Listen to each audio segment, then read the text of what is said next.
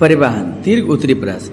उत्तर हो जाएगा जाइलम और फ्लोएम के मुख्य भेदों को लिखे। जाइलम और फ्लोएम के मुख्य भेदों को लिखे। उत्तर हो जाएगा पहला में फ्लोएम में वाहिकाएं पत्तियों द्वारा बनाए गए भोजन को पौधे के विभिन्न भागों तक पहुंचा जाती है, जबकि जाइलम में ये बंडल जल और खनिज लवणों को जड़ों से पौधे के सभी ऊपरी भागों तक पहुंचाती है। पौधे के सभी ऊपरी भागों तक क्या करती है? पहुंचाती है।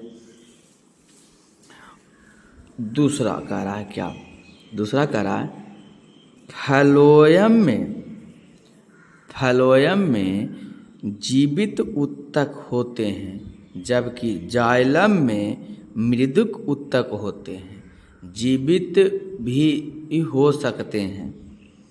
फ्लोएम में चालनी नलिकाएं सभी कोशिकाओं और फ्लोएम मृदुतक और फ्लोएम रेशे पाए जाते हैं, जबकि जाइलम में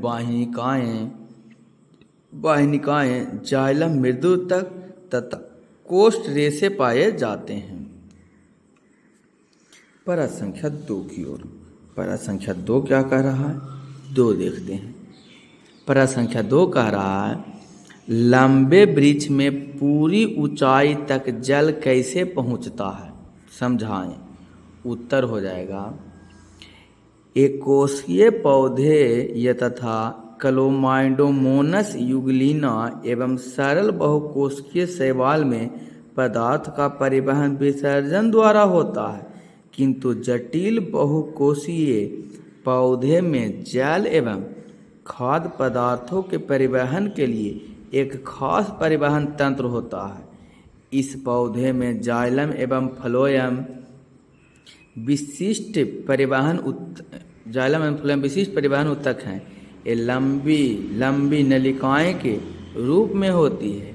ये ऊतक जड़ से तना एवं पत्तियों तक फैले होते हैं। पत्तियों में ये सिराएं एवं उनकी शाखाओं के रूप में देखी जा सकती है। जल एवं खनिज लवणों को जड़ द्वारा खींची जाती है तथा जाइलम पत्तियों द्वारा पहुँचते हैं। प्रकाश संश्लेषण क्रिया द्वारा निर्मित भोज्य पदार्थ को फ्लोएम ऊतक विभिन्न अंगों को पहुंचा देता है। इस प्रकार बड़े जटिल वृक्षों में विभिन्न ऊंचाइयों तक जल का संवहन होता है। जाइलम को जल संवहन ऊतक भी कहा जाता है। इसमें पाई जाने वाली वाहिकाएं एवं वाहिनिकाएं मुख्य रूप से जल एवं खनिज पदार्थों को ऊंचाई तक पहुंचाता है। कौन देने योग्य बात? ध्यान देने योग्य बात। कौन लर है तो क्लियर है। चलते हम लोग प्रश्न संख्या कितनी की ओर? 3 की ओर। ये 3 2 हो गया, 3 की ओर चलते हैं। प्रश्न संख्या 3 पौधों में खाद्य पदार्थों के परिवहन की क्रिया कैसे संपन्न होती है? सचित्र वर्णन करें। पौधों में खाद्य पदार्थों के परिवहन की क्रिया कैसे संपन्न होती है? सचित्र वर्णन करें। उत्तर पौधों में खाद्य पदार्थों एवं अन्य पदार्थों जैसी एमिनो अम्ल का स्थानांतरण पौधों में सदा अधिक सांद्रता वाले भागों से कम सांद्रता वाले भागों की ओर होता है। अधिक सांद्र वाले भागों को संभरण सिरे और कम सांद्र वाले भागों को उपयोगी सिरे कहते हैं। खाद्य पदार्थों का स्थानांतरण फ्लोएम की चालनी नलिकाएं द्वारा होती है। फ्लोएम की कौन नलिकाएं द्वारा? चालनी नलिकाएं द्वारा होता है। ये नलिकाएं अत्यंत छोटी छिद्र वाले प्लेट से जुड़ी रहती है, अतः ये नलिकाएं खाद्य पदार्थ के स्थानांतरण के लिए विशेष रूप से उपयुक्त है। इस प्रकार से आप चालनी नलिकाएं की तस्वीर क्या कर सकते हैं? बना सकते हैं, चित्र का चित्रण कर सकते हैं। खाद्यों का उच्च सांद्रण चालनी नलिकाएं, चालनी पट्टी, और खाद्यों का निम्न सांद्रण यहाँ से होता है। फिर ही उच्च सांद्रण हो गया फिर निम्न सांद्रण हो गया, ये वाला भाग कहलाएगा सखी कोशिकाएं कहलाएगा, और नीचे अधोमुखी। इस तरीक़ा से जो होगा सांद्रण। कह रहा फ्लोएम, क्या चीज़? फ्लोएम में इसकी चालनी नलिकाएं द्वारा खाद्य पदार्थ का परिवहन। इस प्रकार पौधे में जल तथा खनिज लवणों के परिवहन के लिए एक तंत्र होता है जो जड़ से पौधे की ऊपरी भागों की ओर एक दिशीय पथों में गति करता है। खाद्य पदार्थों के स्थानांतरण के लिए एक अलग तंत्र होता है जो पत्तियों के नीचे की ओर अधोमुखी का संचरण अंगों जैसे संची जड़ से ऊपर की ओर ऊपरीमुखी द्विदलीय पथ से गति करती है। इस प्रकार पौधों में परिवहन के लिए दो स्वतंत्र पथ जाते हैं। कौन देने के बाद? ध्यान देने के बाद। दोस्तों पढ़ लो, चाहे कहीं से प्रश्न तो बनेगा, यहीं से खूंटी सी पीटी सी। दोस्तों यदि वीडियो अच्छा लगा तो वीडियो को लाइक कीजिएगा, चैनल पर पहले बात चैनल को सब्सक्राइब दोस्तों के साथ शेयर करना बिल्कुल नहीं भूलिएगा। चलते हैं प्रश्न संख्या कितनी की ओर? प्रश्न संख्या 4 की ओर।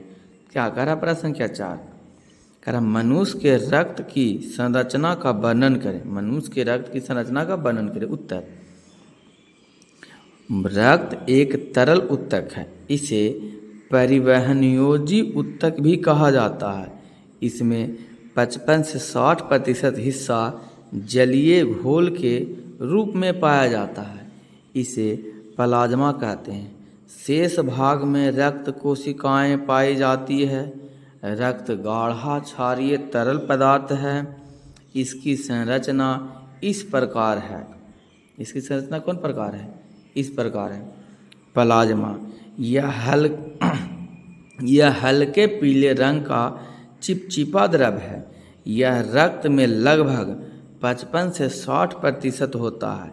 इसमें 90% जल, 7% प्रोटीन, 0.9% अकार्बनिक लवण, 0.18% ग्लूकोज, 0.5% वसा तथा शेष कार्बनिक पदार्थ होते हैं।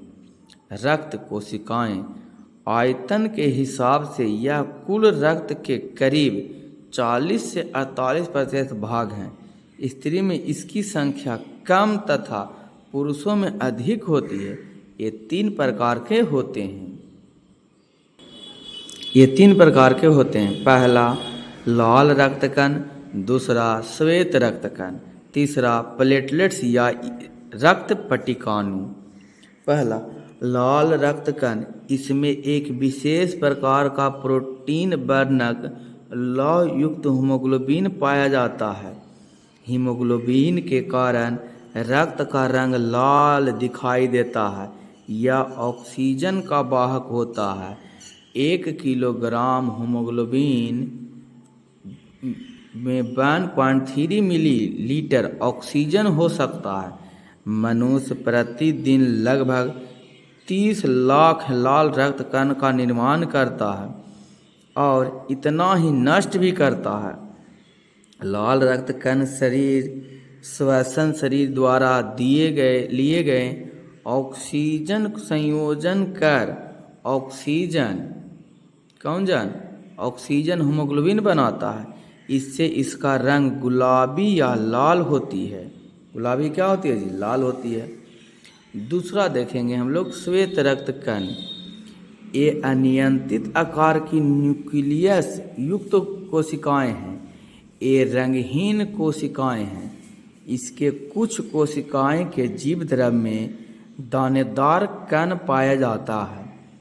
प्राकृतिक अम्लीय, क्षारीय या उभयनिष्ठ हो सकता है। इनकी संख्या लाल रक्त कणिकाओं से कम होती है।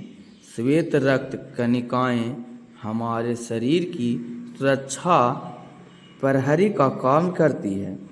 ये अलग अलग प्रकार के एंटीबॉडी बनाकर रासायनिक युद्ध करते हैं तथा हमारे शरीर को रोगाणु से रक्षा करते हैं।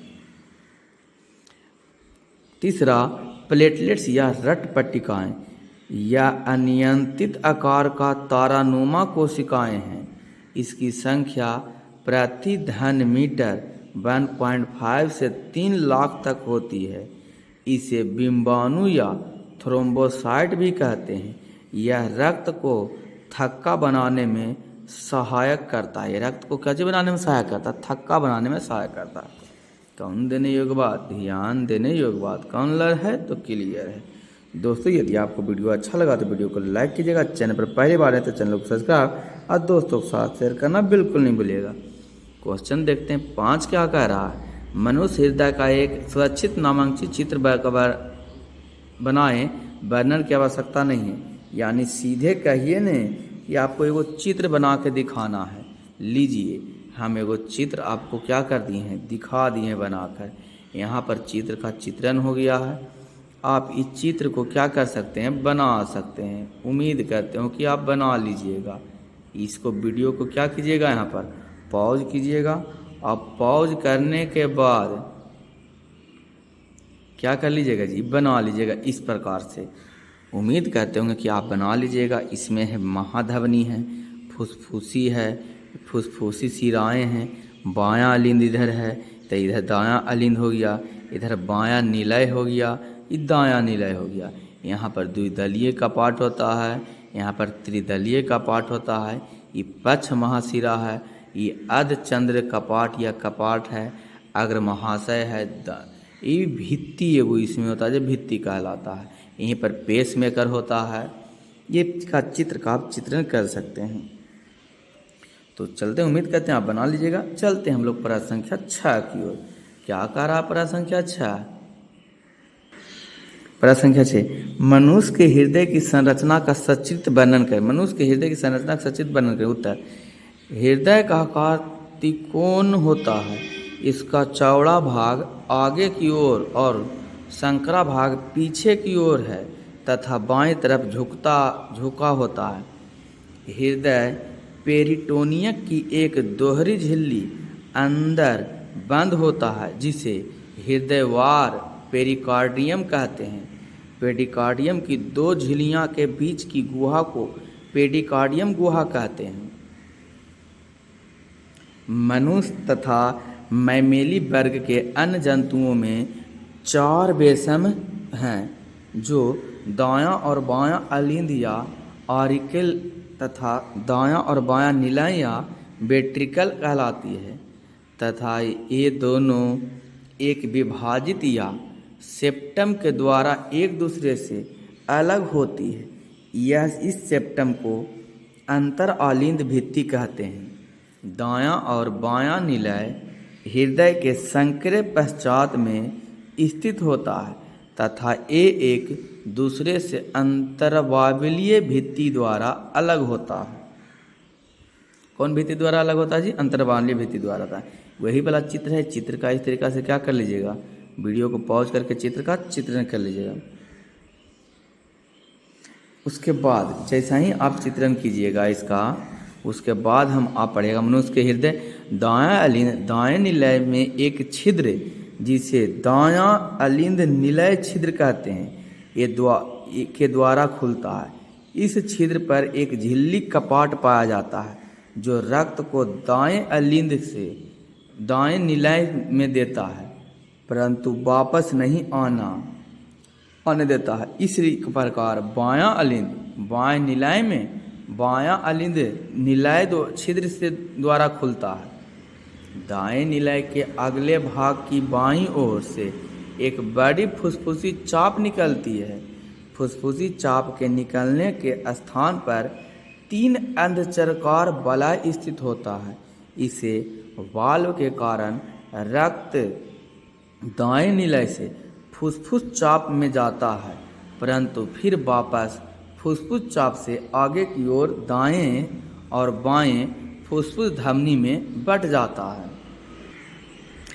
अगला है प्रश्न संख्या 7 जो कि लास्ट प्रश्न है दीर्घोत्तरी प्रश्न का। किसके? चैप्टर 3 परिवहन का भारतीय वन बिहार बोर्ड के लिए हम लोग पढ़ रहे थे। दोस्तों यदि आपको वीडियो अच्छा लगे तो वीडियो को लाइक कीजिएगा। चैनल पर पहली बार चैनल को सब्सक्राइब दोस्तों के साथ शेयर करना बिल्कुल नहीं भूलिएगा। क्वेश्चन क्या करा? क्वेश्चन 7 करा, मनुष्य के हृदय की कार्यविधि को समझाएं। उत्तर, हृदय शरीर के सभी भागों में अशुद्ध रक्त को ग्रहण करता है। वह उस अशुद्ध रक्त को ऑक्सीजन के द्वारा शुद्ध करने के लिए फेफड़ा में भेजता है। हृदय पुनः उस शुद्ध रक्त को फेफड़े से ग्रहण करता है और शरीर के विभिन्न भागों में पंप कर देता है, जिससे संपूर्ण शरीर में रक्त का परिसंचरण होता है। यह कार्य हृदय की पेशीय भित्ति में संकुचन के द्वारा संपन्न होता है। हृदय के वैष्णों अलिंद और निलय में बारी बारी से संकुचन तथा शिथिलन होता है। हृदय के वैष्णों का संकुचन सिस्टॉल तथा शिथिलन डायस्टॉल कहलाता है। शरीर के विभिन्न भागों से अशुद्ध रक्त दो अशुद्ध रक्त महाशिराएं एवं पक्ष महाशिराओं के द्वारा अलिंद में पहुंचता है। फेफड़े से शुद्ध रक्त फुसफुस शिराएं के द्वारा बाएं अलिंद में पहुंचता है। इसके बाद दोनों अलिंद में संकुचन तथा साथ साथ दोनों निलय में शिथिलन फलता अशुद्ध रक्त दाएं अलिंद में दायां अलिंद निलय छिद्र द्वारा दाएं निलय में तथा शुद्ध रक्त बाएं अलिंद निलय छिद्रों द्वारा बाह्य निलय में पहुंच जाती है। जब दोनों अलिंद खाली हो जाता है तथा दोनों निलय रक्त से भर जाता है, तब निलयों में संकुचन तथा अलिंदों में संकुचन होता है। इस प्रकार हृदय अपना कार्य संपन्न करती है। कौन देने योग्य बा? ध्यान देने योग्य बा। तो पढ़ लो चाहे कहीं से, प्रश्न तो बनेगा यहीं से, कौन से पीटी से।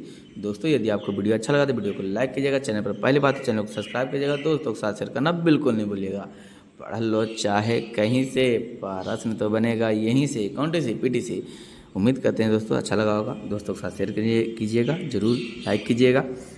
अंत में मैं आपको यह कहूँगा, छोटों को प्यार दें, बड़े को सम्मान करें, अपना व्यक्तित्व इस तरीके से कायम रखें कि आपके साथ रह रहे स्त्री भी सुरक्षित महसूस कर सके। तो अंत तक आपका वीडियो देखने के लिए धन्यवाद। बने रहे पवन टीचिंग सेंटर के साथ, पढ़ते रहें, यूँ आगे बढ़ते रहें।